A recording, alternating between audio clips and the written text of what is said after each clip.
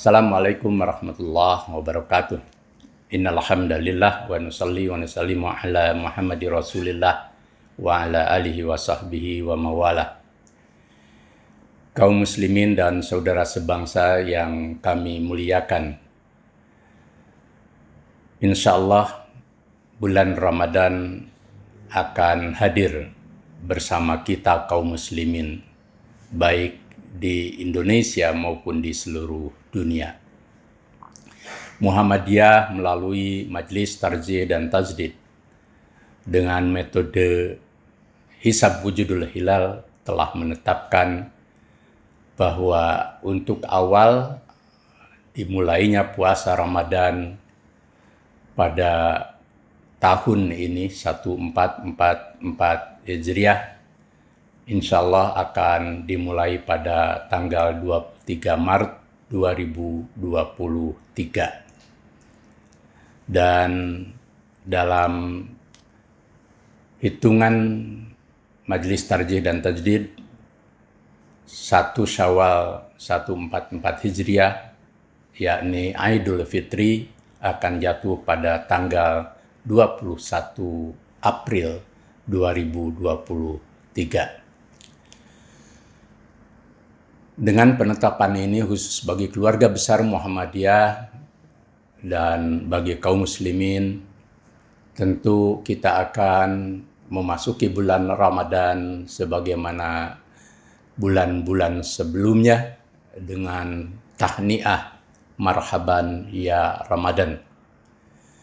Selamat datang bulan Ramadan dengan seluruh rangkaian ibadah yang ada di dalamnya, khususnya untuk berpuasa Ramadan. Bagi kaum muslimin, puasa Ramadan dengan segala rangkaiannya adalah merupakan ibadah rutin tahunan yang diselenggarakan pada setiap bulan Ramadan penuh. Maka khusus dengan puasa, kita akan memulai berpuasa dengan tujuan untuk semakin kita taqarrub kepada Allah, dekat kepada Allah, dan menjadikan diri kita menjadi insan-insan yang bertakwa sebagaimana firman Allah, ya ayyuhalladzina amanu kutiba alaikumussyam kama kutiba alal ladzina min qablikum la'allakum tattaqun. Hei orang-orang yang beriman, telah diwajibkan kepadamu berpuasa sebagaimana telah diwajibkan kepada umat sebelum kamu, agar kamu menjadi orang-orang yang bertakwa. Maka dengan kehadiran puasa dan seluruh rangkaian ibadah lainnya, bagi kita kaum muslimin, jadikan puasa sebagai proses pembentukan ketakwaan kita yang melahirkan spiritualitas utama, spiritualitas luhur yang menunjukkan kita menjadi pribadi yang ruhaniyahnya mengalami mi'raj atau peningkatan kualitas tertinggi.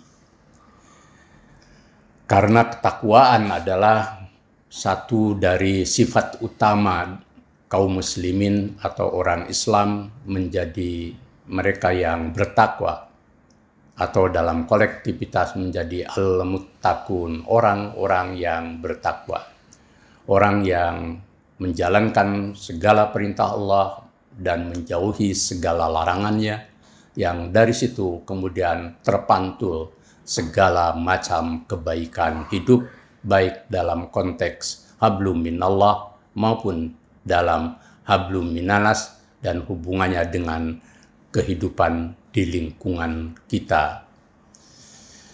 Dari puasa, jangan sekedar kita berhenti pada rutinitas dan berbagai aktivitas ritual, tetapi harus ada signifikansi peningkatan kualitas diri kita, kaum muslimin atau setiap orang Islam yang berpuasa.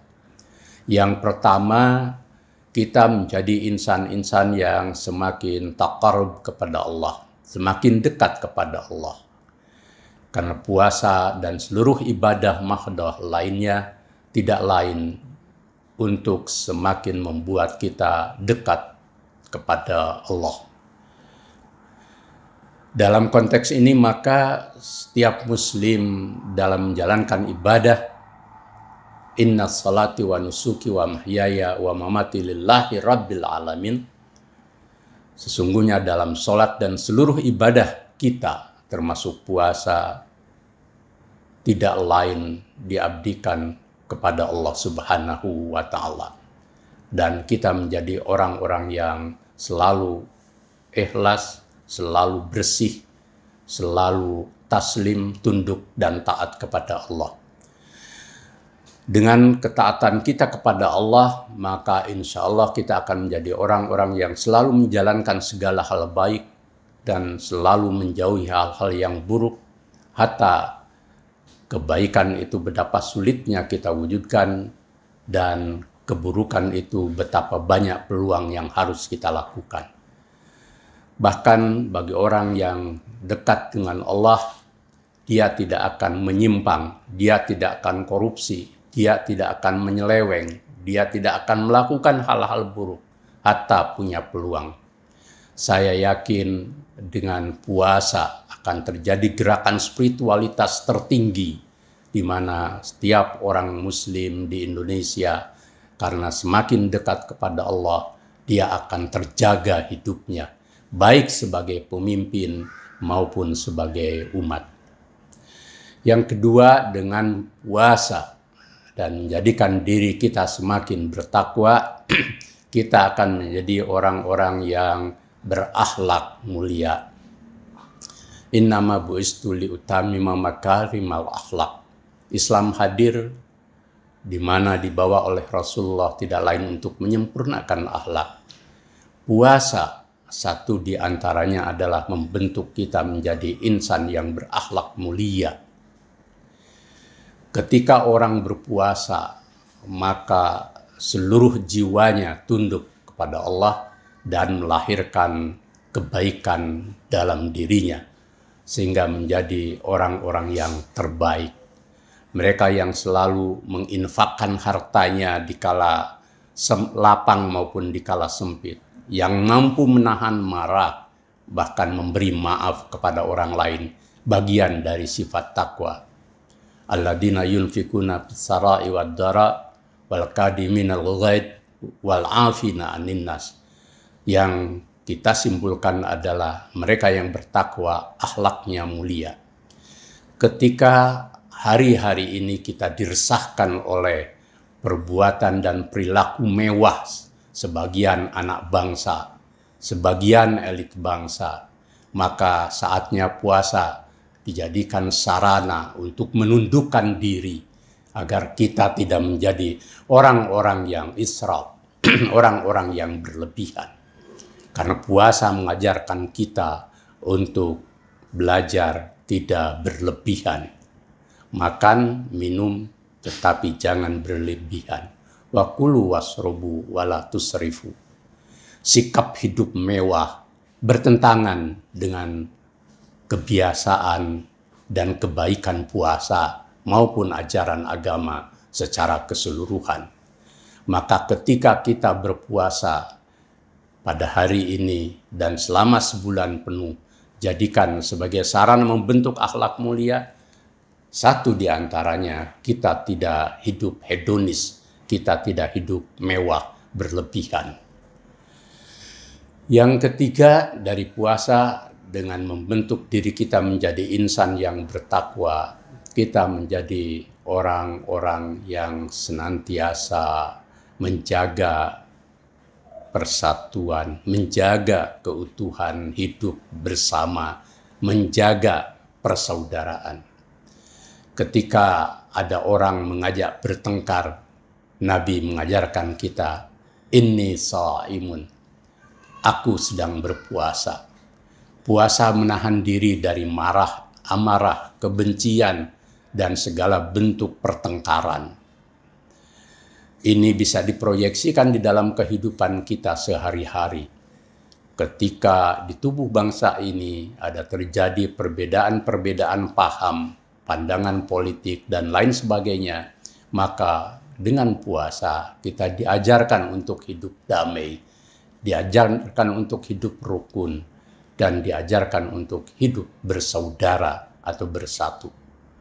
Maka puasa harus melahirkan gerakan sosial kebangsaan yang membuat kita, kaum muslimin khususnya, sebagai kekuatan perekat bangsa, sebagai kekuatan pembawa perdamaian, sekaligus juga sebagai aktor-aktor yang mencegah segala bentuk yang membuat kita retak, konflik, dan mengalami perpecahan di tubuh bangsa.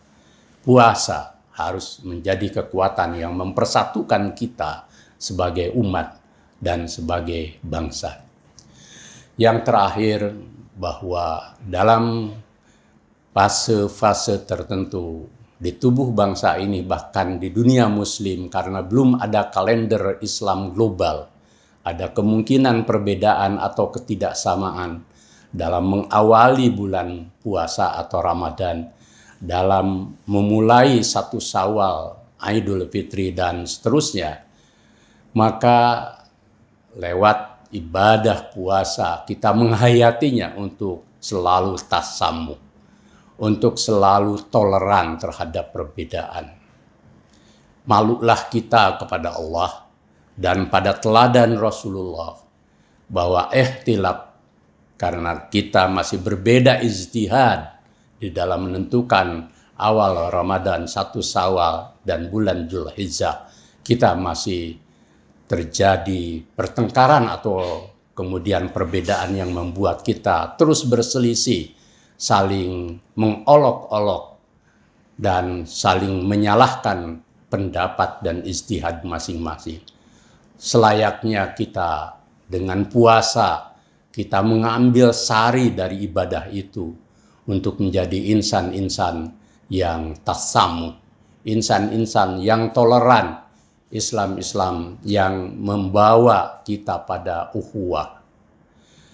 Dengan cara toleran kita akan bisa hidup saling menghormati.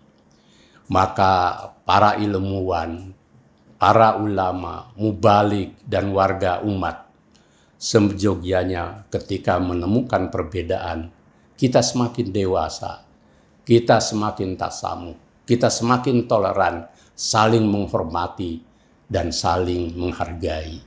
Khusus bagi para ilmuwan, ulama, dan tokoh, seyogianya hindari pernyataan-pernyataan dan berbagai penilaian yang justru akan membuat kita saling tidak toleran, bahkan membuka peluang pada retak dan perpecahan di tubuh umat dan bangsa.